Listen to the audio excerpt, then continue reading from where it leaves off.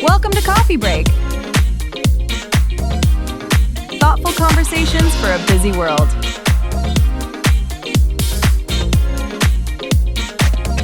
Let's begin. You know that feeling when you step off a treadmill after running at a really high speed for, I don't know, like 30 or 40 minutes? Oh, yeah. That weird phantom momentum. Exactly. You hit the stop button, you step down onto the solid floor. The machine is completely still, but your brain is just screaming at you that you're still moving forward. Right, it's totally disorienting. It really is. You almost stumble because your body is violently rejecting the sudden stillness. Like, the ground feels entirely wrong simply because it isn't rushing out from under your feet anymore. Well, it's a literal sensory mismatch. You know, your vestibular system, your equilibrium, it's adapted so thoroughly to that constant, exhausting forward motion. Yeah. So the sudden introduction of a stationary environment actually registers as a physical anomaly. Like your brain just doesn't know how to process peace. I love how you put that. Your brain doesn't know how to process peace. And that physical sensation, right? Yeah. That inability to stand still without feeling like you're falling over. That is exactly what we are looking at today. Only we're looking at the psychological version of it. The phantom momentum of the mind. Yes, the phantom momentum of the mind. Welcome, everyone, to today's deep dive. We're jumping into your notes on this concept of the active avoidance trap. It's a really fascinating one. It is. It's this deeply uncomfortable reality that, well, if you stop moving, the feelings catch up. Right, and that really is the core of it. We are exploring why we meticulously pack our calendars, you know, why we construct these like labyrinths of obligations. Oh, totally. And why we work so incredibly hard to remain absolute strangers to ourselves. But I think what makes this particular deep dive unique is the source material we're working from. Yeah, the source is wild today because usually we're sifting through a stack of research papers, right?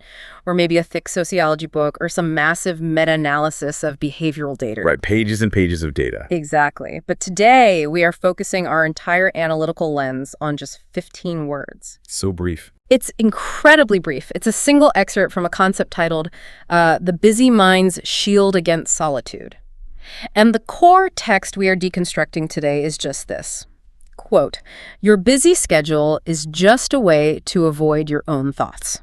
Wow. Yeah, end quote. Wow. That is the entire text. It is incredibly concentrated. I mean, when you read a 300-page book on productivity or, you know, modern mindfulness, you have room to maneuver. Right, you can kind of hide in the chapters. Exactly. You can get lost in the author's anecdotes. You can debate their methodology. You can find little intellectual loopholes to excuse your own behavior. Oh, I do that all the time. Like, oh, that study doesn't apply to me because my job is different. We all do it. Yeah. But you can't do that here.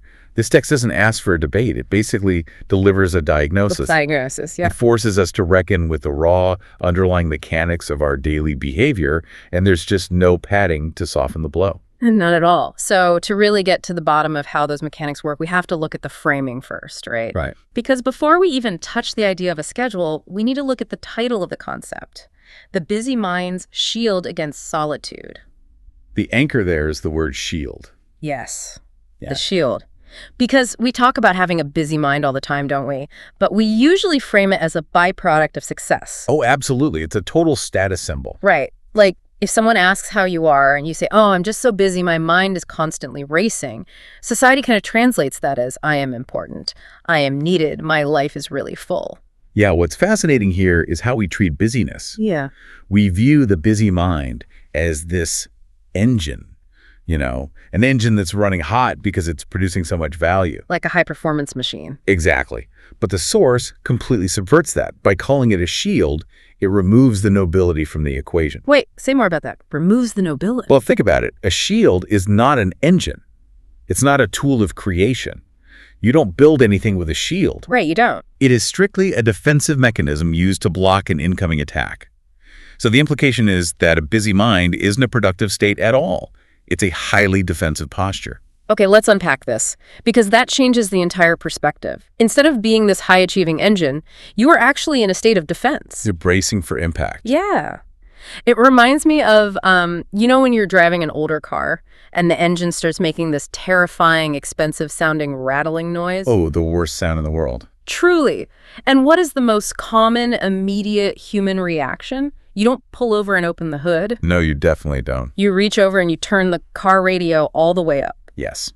Acoustic masking. Mm. It is a brilliant analogy for this cognitive trap. Right, because you flood your environment with localized controllable noise. Like, the radio doesn't fix the engine is still tearing itself apart in there. The problem is still happening. Exactly.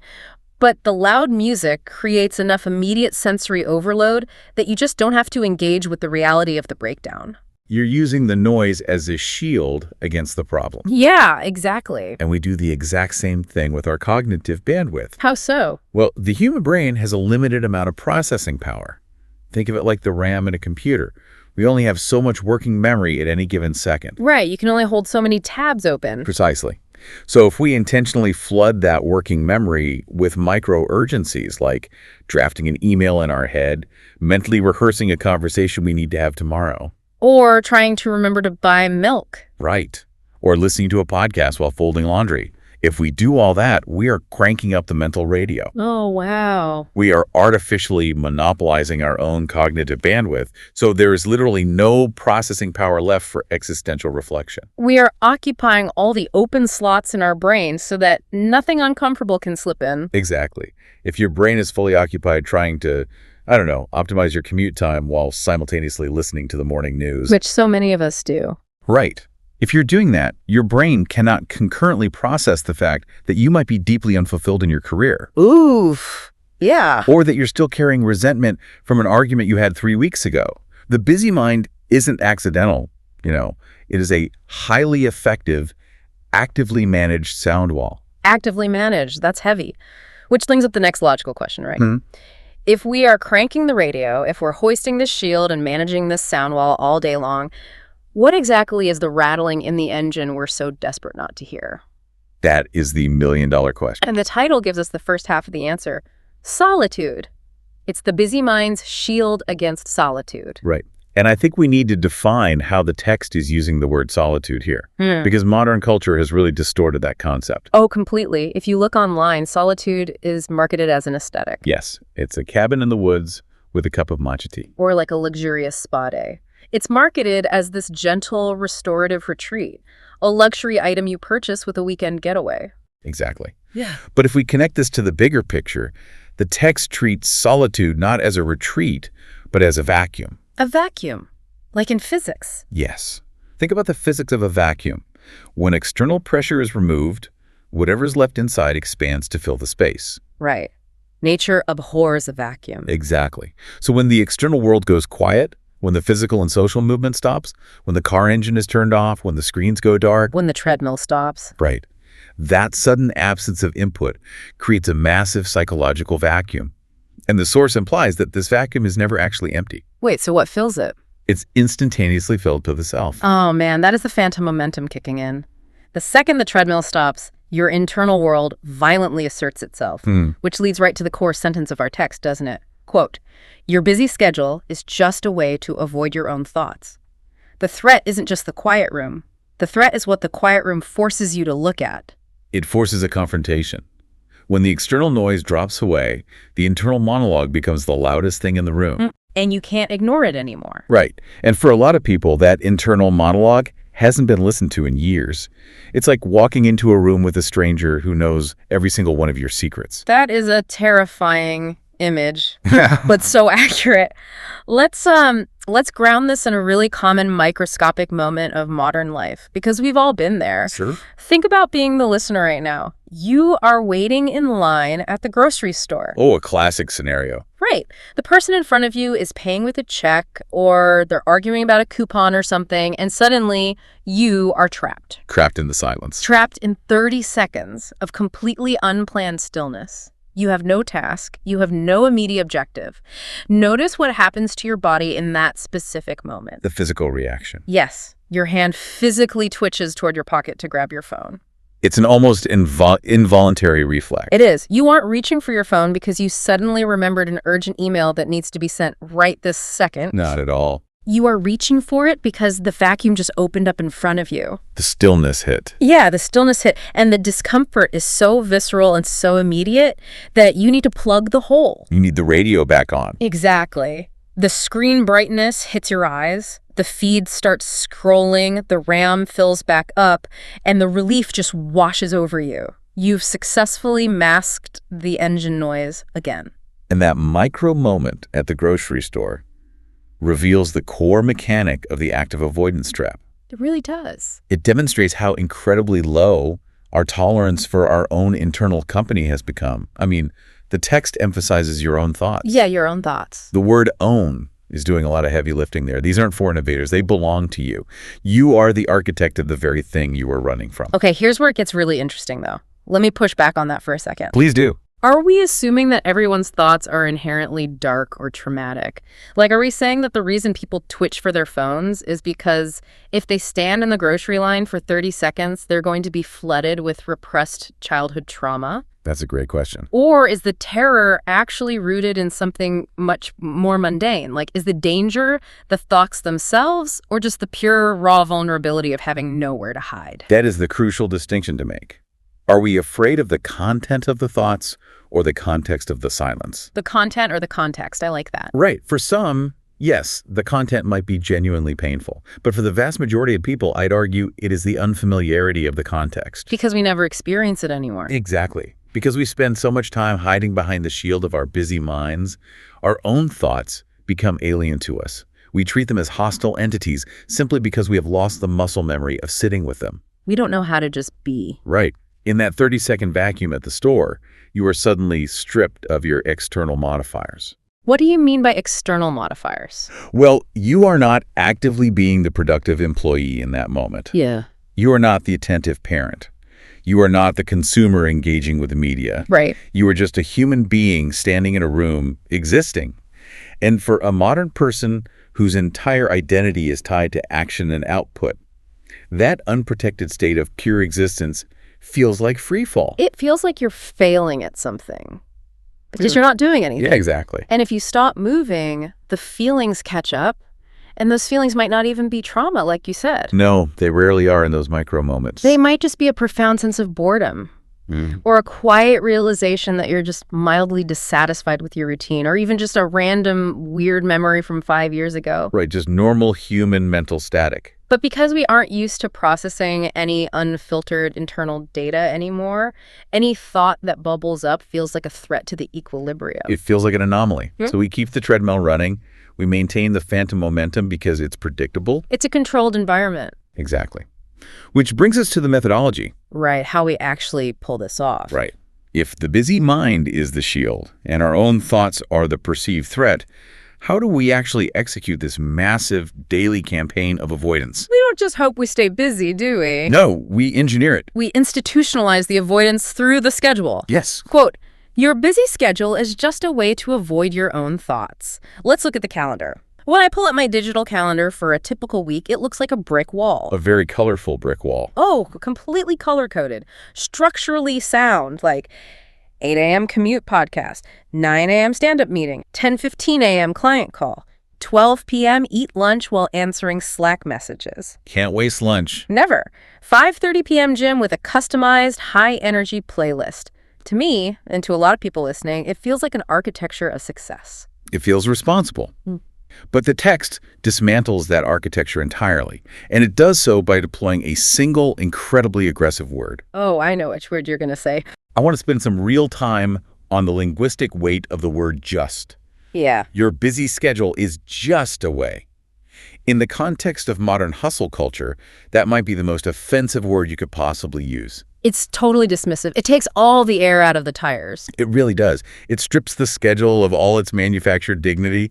I mean, think about how much ego is wrapped up in our calendars. Oh, so much ego. We use our lack of free time as the ultimate metric of our societal worth. We really do. If someone asks how your week is going, and you say, "Oh, I am slammed back-to-back meetings, I barely have time to breathe," you are verbally communicating your value. You are saying, "I am necessary." Right. And if someone says, "Well, my week is pretty open, I don't have much going on," we culturally view that with suspicion. We almost pity them. We do. We wonder what's wrong with them.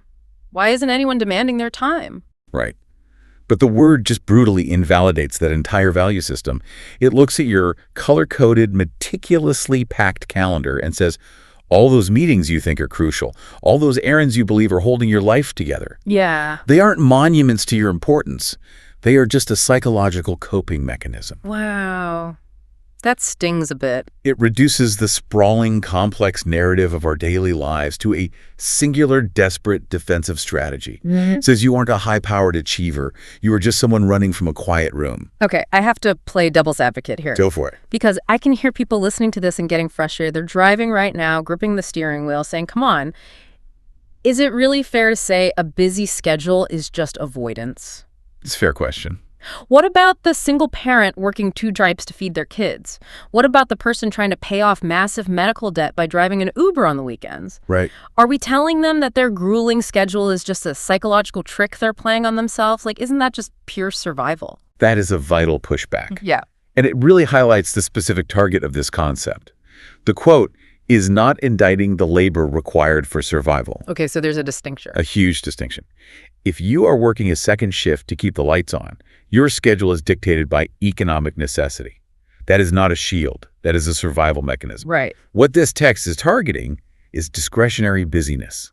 It is aimed at the psychological packing of our discretionary time. The choices we make when we actually do have agency over our time. Exactly. It's the decision to listen to an intense political podcast while you're doing the dishes instead of just doing the dishes in silence. Guilty. It's the decision to volunteer for a committee you don't even care about because your Tuesday evenings felt, quote unquote, too open. Oh, wow. It is the doom scrolling in bed for an hour when you could be sleeping. The quote is challenging the micropacking of the schedule. We are the ones weaving this tight mesh of distraction over our free hours so that no silence can slip through. It's like we outsource our executive function to the calendar. That's a great way to put it. Because if the calendar says I have to be somewhere or do something, I don't have to make a choice in the moment. Right. And making a choice requires checking in with myself. And checking in with myself requires looking at the internal dashboard. And we already established we do not want to look at the dashboard. That outsourcing is key. Yeah. By legally binding ourselves to a schedule, even a schedule of trivial errands, we create an external authority that we have to obey. We give away our power to avoid the quiet. Exactly. We build the fortress from the inside, we lock the door, and then we complain to everyone around us that we're trapped in a fortress. Oh, that's so true. We say, I would love to read a book. I would love to just sit and think, but look at my calendar. I have no choice. The universal alibi. The schedule is the perfect alibi because it's socially bulletproof. Yeah. Nobody questions it. Right. If you say you're busy, everyone just nods and says, oh, I get it. But the text is forcing us to realize that the schedule isn't the reason we can't stop. The schedule is the tool we built to ensure we never have to stop. Because if you stop moving, the feelings catch up. Right. And that realization fundamentally shifts how we have to view our own fatigue. Say more about that. How does it change the fatigue? Well, we are exhausted, yes. Most people today are exhausted. But we are not exhausted from creating. We are exhausted from maintaining the shield. Oh, man. The cognitive load of constantly generating localized noise, to drown out the engine rattle. It's immense. It takes so much energy to keep the radio blasted all day long. It does. We are living in a state of chronic, low-grade hypervigilance against our own minds. So what does this all mean practically? Like, we have this massive invisible architecture dictating our lives. We have the treadmill running constantly. Right. What happens when we finally acknowledge the trap? What does it actually look like to look at our days differently now that we know the calendar is just a blueprint of avoidance? I think the first step is applying the filter of this 15-word text to your actual literal day. When you look at your schedule for tomorrow, you have to start interrogating the blocks of time. You have to ask yourself the uncomfortable questions. Right. Look at the drive to work. Look at the gym session. Look at the hour before bed. How much of that time is artificially packed with input? Exactly. Like, are you listening to an audiobook on 1.5x speed while driving because you genuinely want to learn, or because the 20-minute silent commute feels like standing unarmed on a battlefield? Are you scheduling back-to-back social coffees on a Saturday because you crave connection? Or because if you left a 3-hour blank space in your afternoon, you'd feel that terrifying phantom momentum? The panic of the empty room. Right. And to be clear, the goal isn't to cancel everything and just sit in an empty room staring at the wall. Right. We're not advocating for sensory deprivation here. No, not at all. The goal is to identify which parts of your schedule are genuine engagements with the world and which parts are merely structural reinforcements for your shield. It's about recognizing the acoustic masking. Because if you stop moving, the feelings catch up.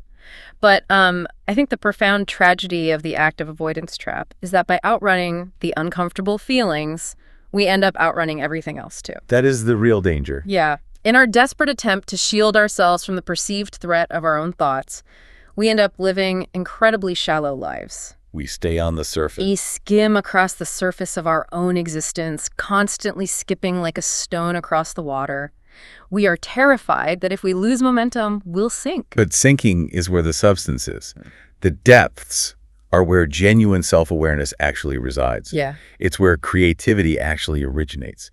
When your brain isn't artificially monopolized by microtasks and scheduled noise, it finally has the RAM available to connect disparate ideas. To process complex emotions. Yes, to actually synthesize your life experiences. The shield keeps you safe from the discomfort of the vacuum, sure, but it also keeps you entirely alienated from your own core identity. You stay a stranger to yourself, and that is a hell of a price to pay just to avoid a few moments of awkward internal silence. It really is. So we spend this entire deep dive unpacking a single microscopic text. Quote, "Your busy schedule is just a way to avoid your own thoughts." And from those 15 words, we've completely reframed the way we interact with time and attention. We moved away from the idea that busyness is a hallmark of success. Right. And we recognized it as a heavy, exhausting defensive posture. We explored the mechanics of the mind, understanding how we use scheduled micro-urgencies to flood our cognitive bandwidth. Ensuring there is no room left for the vacuum of solitude. Exactly. And we tackled the brutal reality of the word just, stripping away the ego we attach to our calendars to reveal the fear that's actually hiding underneath. We recognize that we don't twitch for our phones in the grocery store line because we are important. No. We twitch for our phones because we are terrified of the space. But now, having dismantled the trap, the dynamic changes for you, the listener. It does. Once you see the acoustic masking for what it is, it stops working quite as well. Yeah, the illusion is broken.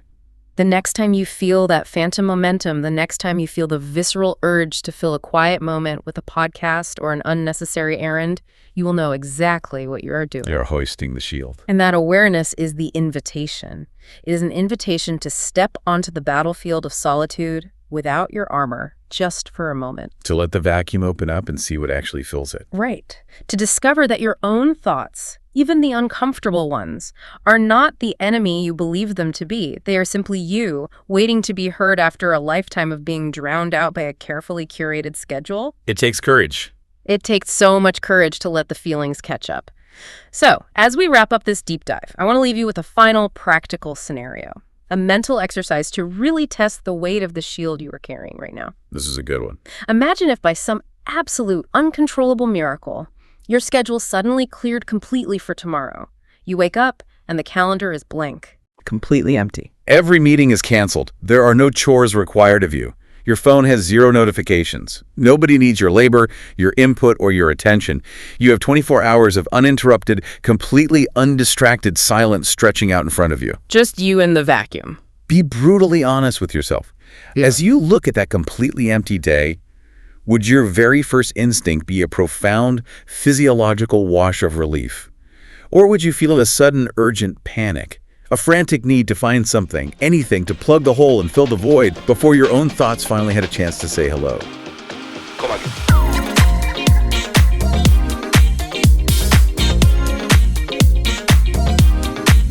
Thanks for spending this time with us on Coffee Break. If this conversation stayed with you, you can find more episodes here on the channel. Until next time, take care.